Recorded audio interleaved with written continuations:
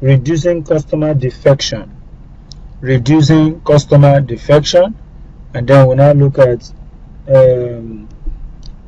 forming good customer relationship, and then reasons for not adopting CRM. Reasons for not adopting CRM. Okay, then immediately after that we conclude the topic. So I want you to enjoy yourself. I want you to get your mind relaxed, get yourself relaxed, because you are going to enjoy every information that will be coming out of the teacher as it relates to this topic. Okay, let's now go to the business of the day. Our objective for this lesson is for all our students listening to this audio record to understand the meaning of customer relationship management, CRM. State and explain the need for customer relationship management. Okay, so that's our objective. And at the end of the class, you should be able to know what is CRM. What is CRM?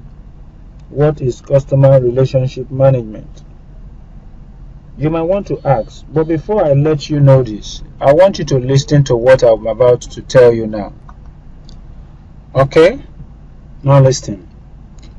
Do you know that having a long-term relationship with customer has a long way in nurturing the stability of the blooming of a business?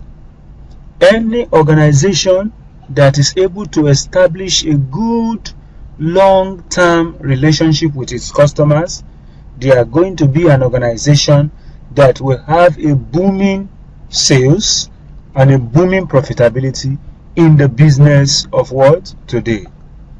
But any firm that does not have the capability to build a long-term relationship with customers, keeping the loyalty of making customers to be loyal to a firm,